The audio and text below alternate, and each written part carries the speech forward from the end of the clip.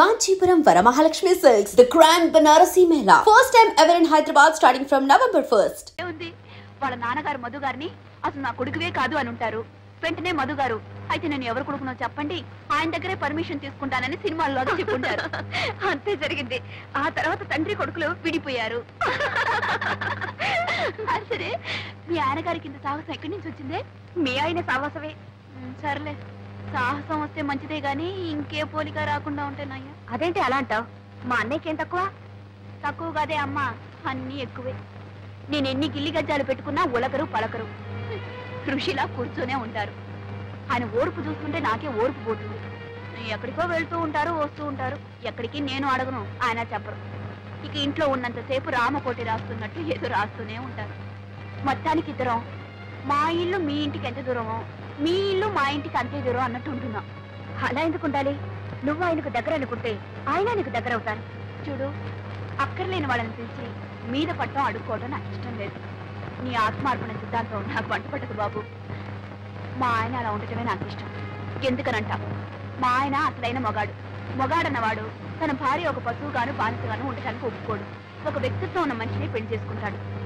మేమిద్దరం అలా సమయుతులుగా ఉండటమే నాకు సరదా. మొత్తం మీద సంతోషంగా ఉన్నారు, అంతే చాలు. చీటికి మాటికి పోట్లాడుకుంటాం. అసలు నిజం చెప్పాలంటే ఏ భార్యాభర్తలు పోట్లాడుకోరు. ఎవరి ఆత్మాభిమానం వాళ్ళది. ఏవోనమ్మా, మొగుడు పెళ్లాల మధ్య ఆత్మాభిమానం అన్నది ఇంతవరకు నాకు అర్థం కాలేదు. కోరిన వరాలు ఇవ్వలేదని దేవుణ్ణి పూజించడం మాంటావా? అలా పూజించడమే ఆత్మార్పణ. అమ్మో, నీ ఆత్మార్పణ నాకు అంతకంటే అర్థం కాలేదు. నన్ను వదిలేయమ్మా. క్లబ్ టైం ఎంత వస్తాను? క్లబ్ లో కూడా చేరావా? ఏంటి క్లబ్ లో కూడా చేరావని అడుగుతున్నా, పెద్ద తప్పు చేసినట్టు. లేడీస్ క్లబ్బేలే, ఏదో టైం పాస్ అవడానికి. వస్తాను. అయ్యో, నా బ్యాగ్ మర్చిపోయాను. అయ్యో, నా బుక్. వస్తాను.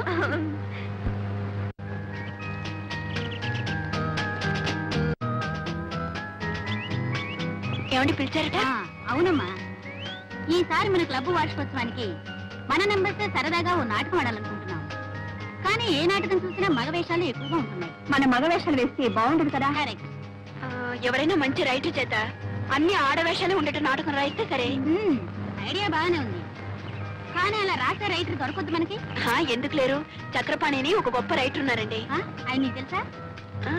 తెలుసంటే బాగానే తెలుసు. ఆయన చేత రాయిస్తానండి. ఇంకేం, చాలా థ్యాంక్స్ అమ్మా. అందుకే ఓకే అండి. తమాషా, నేను పత్రికల్లో రాస్తానని నా పేరే చక్రపాణి అని తనకు తెలియదు. తను చక్రపాణి ఎప్పుడూ పొగుడుతూ ఉంటుంది, నేనేమో విమర్శిస్తాను. వాడు ఒక రైటర్ కాదని, కథలన్నీ కాపీ కొడతాదని, అనాకాని రైటర్ అని నేను తిడుతూ ఉంటాను. ఆవిడికి బుస్సుమని కోపం వస్తుంది. అది నాకు ఎంటర్టైన్మెంట్. ఈ ఎంటర్టైన్మెంట్ పోకూడదని నేను నిజాన్ని రివీల్ చేయలేదు. ఇదిగో, నేను ఒక తమాషా జరిగింది తెలుసా? ఏమిటి? నేను చక్రపాణిని అడ్మైర్ చేస్తూ ఓ ఉత్తరం రాసింది. నేను నిన్న దానికి సమాధానం రాశాను. బాగుందనయ్యా, ఇద్దరు ఒకే ఇంట్లో ఉంటూ ఒకరికి తెలియకుండా ఒకరు ఉత్తరాలు రాసుకుంటారన్నమాట. నాటకాల బుద్ధి ఎక్కడ పోతుంది? బయట ఆడమని ఇంట్లో ఆడుతున్నావు అన్నమాట. ఎలా జోక్ చేస్తున్నావా? నువ్వు పెళ్ళాం దగ్గర ఆడడం లేదా? ఏమ్మా, నువ్వేం అనుకోవద్దు. రై, ఈ ప్రపంచంలో పెళ్ళాం దగ్గర నాటకం ఆడని మొగుడు ఎవడున్నారా? చెప్పు. నువ్వు ఆడవా? ఏమ్మా ఆట చెప్పు. చెప్పు. హలో, అరే మీరు ఇక్కడే ఉన్నారా? సరళా, ఇన్నాళ్ళకి మీ అన్నయ్య మొఖం కలకలాడుతుంది చూసావా? ఏమిటి ముగ్గురు కబుర్లు చెప్పుకుంటున్నారా? ఏమీ లేదు, ఆ చక్రపాణి కథల గురించి మాట్లాడుకుంటున్నాం. ఇది నువ్వు ఆయన కథలు చదువుతున్నావా? చదవడమా? నేను ఆఫీస్కి వెళ్ళగానే పుస్తకం పట్టుకుంటే తిరిగి వచ్చేదాకా వదలదు. వదలనివ్వడు, అంత బాగా రాస్తారు. ఈ మధ్య నేను ఆయనకు ఉత్తరం రాశాను, బదులు కూడా వచ్చింది. ఏం రాశాడు? చదువుతాను, ఉండండి.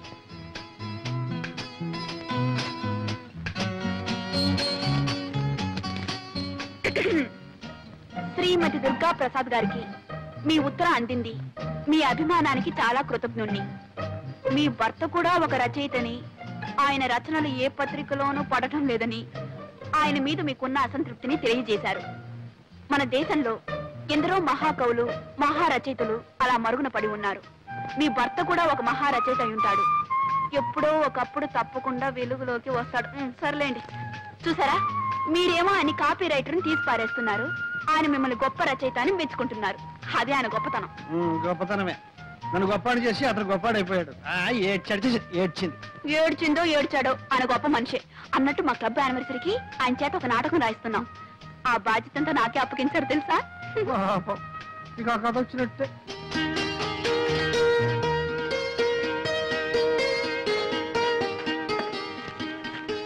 అయ్యో ఎందుకలా మూసి పెట్టుకుంటారు? నేను ఎప్పుడైనా మీ కాగితం ముక్క ఒకటి చూసానా లేకపోతే చదివానా? నువ్వు చదివితే నా బండారం ఎప్పుడో బయటపడి ఉండేది. సరే కానీ మరి ఎవడు చక్రపాణి, ఆ చక్రపాణి నాటకం రాసి నీకు పంపించాడా? రాయటం అయిపోయింది, రేపే పంపిస్తాను. నిన్నే ఉత్తరం రాశారు. వాడే రాస్తాడు. రాసి ఈ పనికి పంపించండి. ఏమండి నాకు తెలియక అడుగుతాను, ఆయన అంటే మీకు ఎందుకు అసూయ? అసూయ? వాడికి రాయడమే చేస్తాడు. వాడంటే అసూయ ఏమిటి ఆయనకు రాయ? మీరు కాదు తీసుకోండి. ఆ సింహాన్ని ఎట్లా పంపించు? నేను పంపిస్తాను.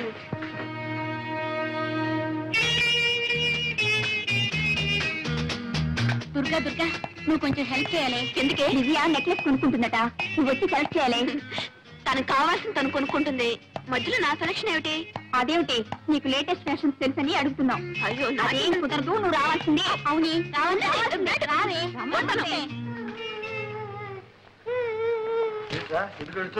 ఏంటో స్కూల్లో గొడవ చూపించమ్మా. ఏమిటమ్మా ఇది? డాడీ నా ఫ్రెండ్ లలిత నేను ఫైటింగ్ చేసినప్పుడు కింద పడేసి నన్ను కొట్టింది. కింద పడ్డాక గాజులన్నీ పగిలిపోయి గుచ్చుకుని రక్తం వచ్చింది చూడు డాడీ. నేను ఏడుస్తున్నప్పుడు ఆ లలిత లేదు, నాకు బంగారు గాజులున్నాయి నీకు లేవు అని వెక్కిరించింది. డాడీ నాకు కూడా బంగారు గాజులు చేయించవా?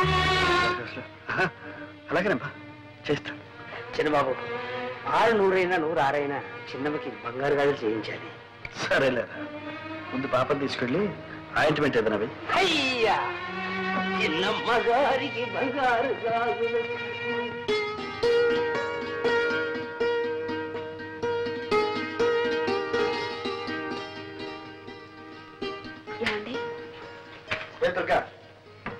ఏం లేదు, ఒక చిన్న మాట చెప్తాను, వింటారా? చిన్న మాట?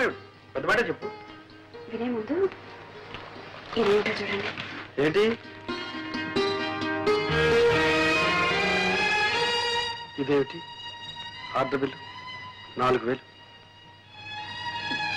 నేను నెక్లెస్ ఒకటి ఆర్డర్ ఇచ్చాను. నెక్లెస్? అంత అవసరమే వచ్చింది? అవసరం వచ్చి కదండి, మీకు తెలుసు నగలంటే నాకు అంత ఇంట్రెస్ట్ లేదని. అయినా తప్పలేదు, మా క్లబ్ సెక్రటరీ విజయ నగలు కొనడానికి వెళ్తూ నాకేదో పెద్ద లేటెస్ట్ ఫ్యాషన్స్ తెలుసని తనతో రమ్మంది. నేను 4 ఫ్రెండ్స్ కలిసి వెళ్ళాం. అక్కడ నేను ఒక నెక్లెస్ సెలెక్ట్ చేశాను. అది బాగుందంటూ తలా ఒకరు ఆర్డర్ ఇస్తూ నన్ను ఇవ్వమన్నారు. నేను తప్పించుకుందామని ఎంతో ప్రయత్నించాను, కానీ అందరూ చేరి నన్ను బలవంత పెట్టేశారు. ఏమండి, ఇన్నేళ్లలో మిమ్మల్ని ఏమీ అడగలేదండి. నువ్వు అడగక్కర్లేదు దుర్గ, ఉంటే నిలువెత్తిన బంగారమే తొడిగేసేవాడి. కానీ నా పరిస్థితి తెలుసు. ఫోన్లేండి, అంత కష్టంగా ఉంటే మా పుట్టి నుంచే తెప్పించుకుంటా. దుర్గా, నీ ఆత్మాభిమానానికి అర్థమేమిటో తెలియకుండా ఉంది. నా దగ్గరేనా నీ ఆత్మాభిమానం? నీ తల్లిదండ్రులు డబ్బు అడగడంలో లేదా? ఎందుకు లేదు, చచ్చేటంత ఉంది. కానీ జరగనప్పుడు ఏం చేయమంటారు? అది ముందే ఆలోచించుకోవాల్సి. నిజమే, ఆలోచించవలసిందే. తొందరపడ్డాను. ఇప్పుడు నన్ను ఏం చేయమంటారండి? మాకంత స్తోమత లేదు, సంపాదన లేదని ఇచ్చిన ఆర్డర్ని క్యాన్సిల్ చేయమంటారా? ఫ్రెండ్స్ నలుగురిలో నన్ను చులకనవ్వమంటారా? దుర్గా దుర్గా, ఎందుకు ఆవేశపడతావు? నువ్వు నలుగురిలో చులకనైతే అది నాకు మాత్రం అవమానం కదా. సరే, నేనే ఎలాగో సర్దుకుంటాను.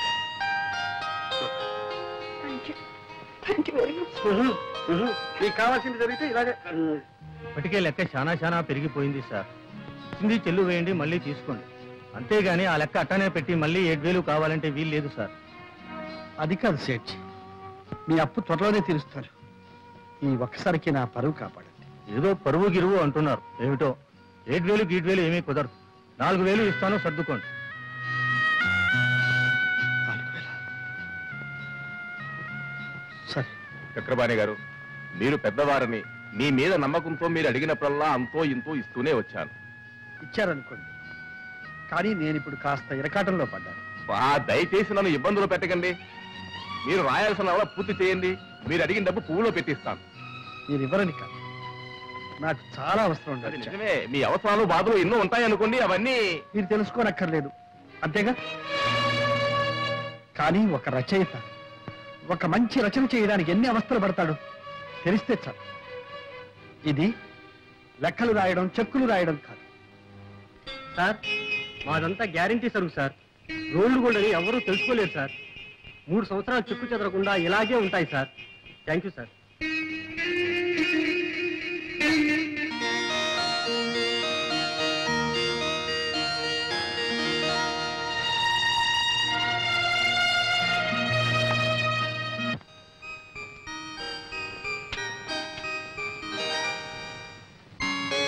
దుర్గా, వస్తున్నానండి. నీకు ఒక సర్ప్రైజ్. ఏమిటి? కళ్ళు మూసుకో, చెప్తా. చెప్పండి. కళ్ళు మూసుకో. సరే. ఇదేమిటో చూడు.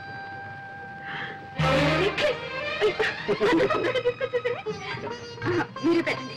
ఓకే.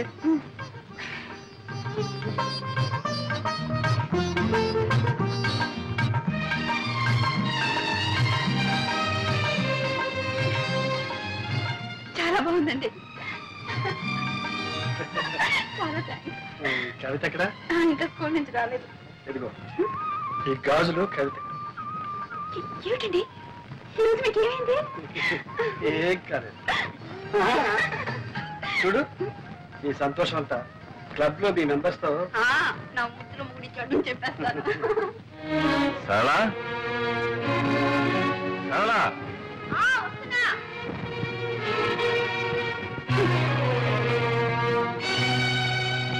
సరళా, నేను భోజనం చేశాను, నువ్వు భోజనం చేయి.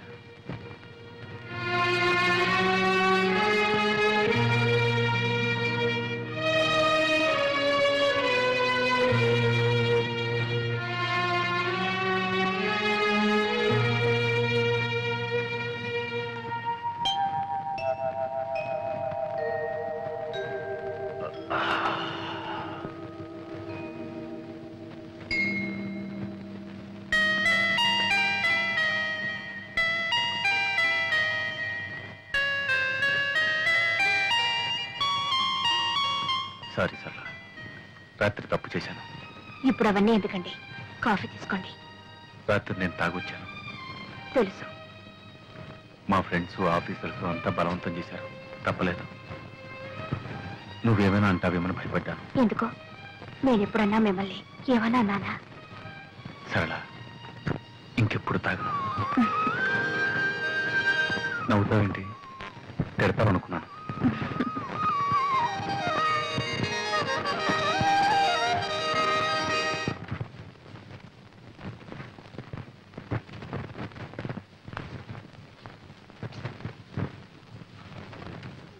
ఇంటికి వచ్చుకున్నావు డబ్బు మిమ్మల్నే. ఇంటికి వచ్చుకు నాకు డబ్బు కావాలి. డబ్బా? మొన్న రూపాయలు ఇచ్చాను. ఇస్తే నేనే మింగేసానా లేకపోతే దాచుకున్నానా? ఆ మాట అన్నానా? అప్పుడే అయిపోయిందా అని అడిగాను. అడుగుతారు, మీరు అడుగుతారని నాకు తెలుసు. అందుకే మీరు ఇచ్చిన ప్రతి పైసాకు లెక్క రాసి పెట్టాను. లెక్క రాయమని నేను చెప్పలేదే. చెప్పరు. సమయం వచ్చినప్పుడు చెప్పుతో కొట్టినట్టు అంటారు. నేనెందుకు పడాలి? లెక్కలు తీసుకొస్తాను, చూసుకోండి.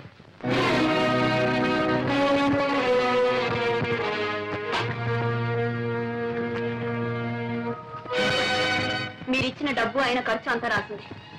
దుర్గా, నువ్వు ఇలా ఎందుకు చిందులు దొక్కుతున్నావో నాకు అర్థం కావాలి. ఇప్పుడు నేనేమన్నాను? మీరేమన్నారో మీకు అర్థం కాదు. నేనేమైపోతున్నానో మీకు అంతకంటే అర్థం కాదు. ఎందుకు వచ్చింది? లెక్కలు చూడండి. చూడక్కర్లేదు. మీరు చూడక్కర్లేదు అంటే మీరిచ్చే డబ్బు అక్కర్లేదు. దుర్గా,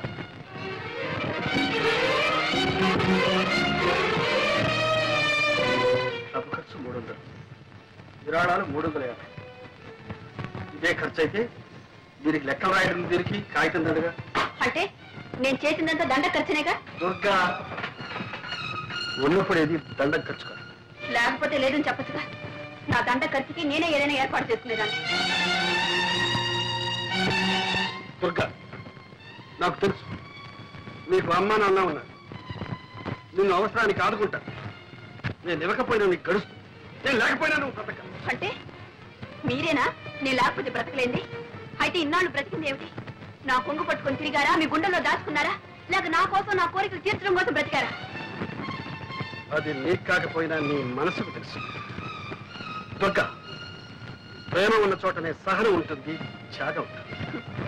మీరు నా కోసం అంత త్యాగం ఏం చేశారని? నేనా? నా రక్తం ధారపోసి సంపాదిస్తున్నాను, నా ఆరోగ్యాన్ని కూడా లెక్క చేయకుండా సంపాదిస్తున్నాను. నా సంపాదన విలువ నీకు తెలియదా? అవును, నాకు మీ కష్టం తెలీదు, మీ బాధ తెలీదు. మీరు రక్తాన్ని దారపోసి సంపాదిస్తున్నారు, నేను మిమ్మల్ని పీల్చి పిప్పి చేస్తున్నాను, అంతేగా. చెట్టుకొచ్చింది, మీకు ఆ బాధ వద్దు, నాకు ఈ బాధ వద్దు. ఎవరి బ్రతుకులు వాళ్ళు బ్రతికితేనే హాయిగా ఉంటుంది. నేను లేకపోతే మీకు హాయిగా ఉంటుంది.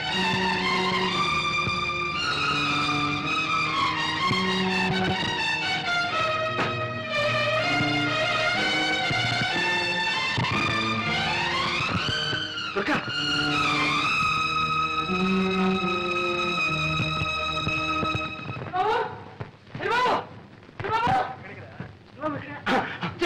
అమ్మగారు వెళ్ళిపోతున్నారు. అవును, ఇల్లు వెళ్ళిపోతున్నారు. చిన్నవాడిని తీసుకెళ్ళిపోతున్నారు. ఎక్కడికి వెళ్ళి నన్ను వదిలిపెట్టి ఎక్కడికి వెళ్ళిపోతుంది? వెళ్ళిపోతుంది. ఒరే, అతి దగ్గరగా ఉన్న ప్రేమ అప్పుడప్పుడు కొంత దూరాన్ని కోరుకుంటుంది. ఎందుకో తెలుసా?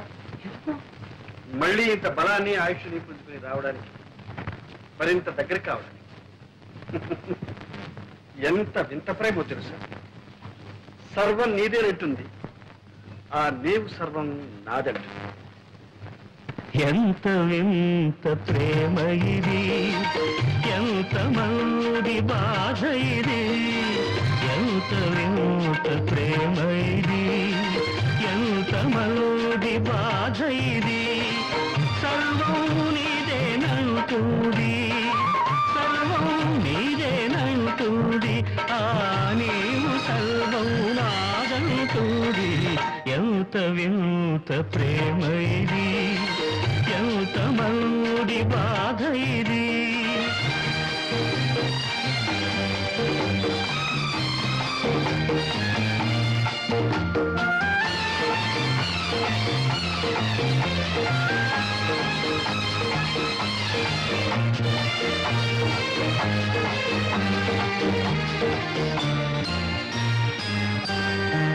నీవు ఉండే వరకు నీడ ఉంటుంది, నీవు ఉండే వరకు నీడ ఉంటుంది. నిన్ను నీకు గురుతు చేస్తూ తరుముతుంటుంది. తరుముకొచ్చే తలపులేవి తలుపు మూస్తే ఆగవు. తరుముకొచ్చే తలపులేవి తలుపు మూస్తే ఆగవు. మరువలేని మనసులోతులు తిరగతోడక మానవు. ఎంత వింత ప్రేమ ఇది, ఎంత మంది బాధ ఇది. ఎంత వింత ప్రేమ ఇది.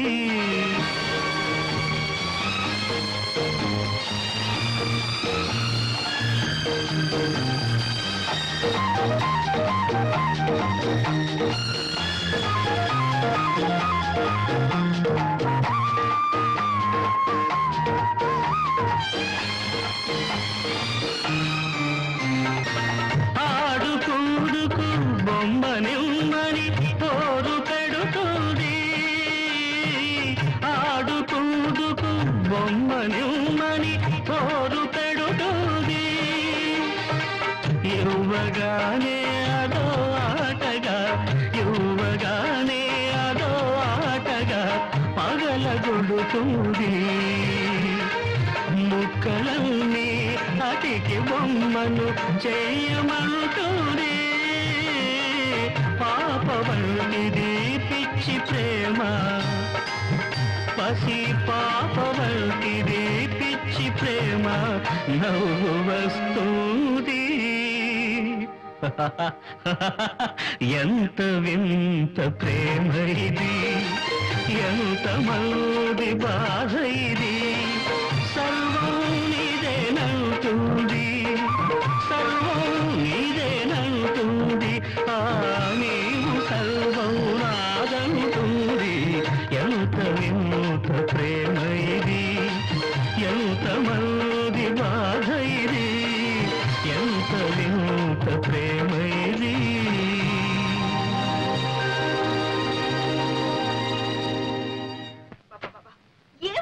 ఎందుకు బుచ్చి అడుగుతారు? నాకు మిమ్మల్ని చూడాలనిపించకూడదా? నేను ఇక్కడికి రాకూడదా? ఏదో పుట్టిల్లు మిమ్మల్నంతా చూడాలని ఆశపడి వచ్చాను. మీకు ఇష్టం లేదంటే చెప్పండి, నేను వెళ్ళిపోతాను. నువ్వు రాకూడదని కాదమ్మా, నా ముద్దుల మొగుడు అని నీ స్నేహితురాలన్న దగ్గర ఘనంగా చెప్పుకుంటున్నావుగా, మరి ఆ ముద్దుల మొగుడు నీతో పాటు ఇక్కడికి ఎందుకు రాలేదా అని చిన్న సందేహం. మీకు నన్ను చూస్తే ఎగతాళిగా ఉంది కదా? అదే అదేమిటంటే ఇదంటావు. మరి ఇంకేమిటి? ఆయన నా ముద్దుల మొగుడే, అందుకని కొంగురు ముడేసుకుని తిరుగుతానంటే ఆయన ఒప్పుకుంటారా? పైగా ఆయన తిరిగే లేదు, ఒకటే పని